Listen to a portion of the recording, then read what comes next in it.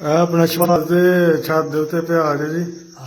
ਹਾਂਜੀ ਤੇ ਇਹ ਉਹਨਾਂ ਦਾ ਜਨਾਬ ਹੋਇਆ ਛੱਤ ਪਹਾੜ ਗਿਆ, ਲੇਕਿਨ ਅਲਹਮਦੁਲਿਲਾ ਕੋਈ ਨੁਕਸਾਨ नहीं ऐसा होया। लेकिन इधर भाज हमारा का काफी नुकसान होया। अपना भाज भाई हरा का गेट जे इन्हों के वेड़े पे आ गए बंब पे आ गया। चीज देखो मोटर देखो पिछू उड़ के तो किथे टुर गई पानी वाली मोटर से। चलो अल्लाह पाक खैर करेगा। अल्हम्दुलिल्लाह जानी नुकसान कोई नहीं।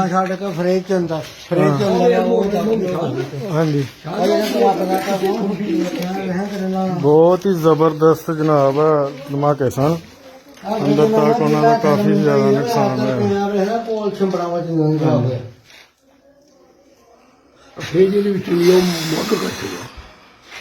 हाँ जी जी जी अपना बंब कितों फड़िया तुस? अच्छा अंदरों तो फड़िया जी छत दे उतों जड़ा ना निकलिया।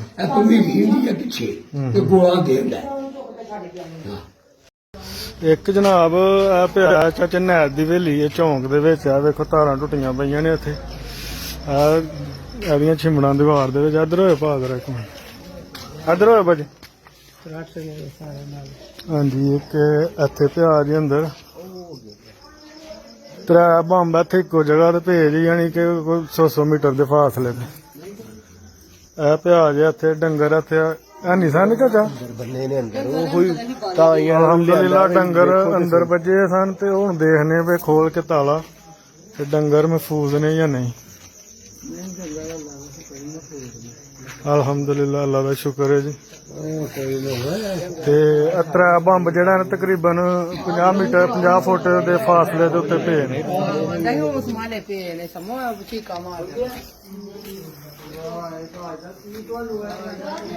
दरवाजा देखो छलनी छलनी कर दिता इन्हें।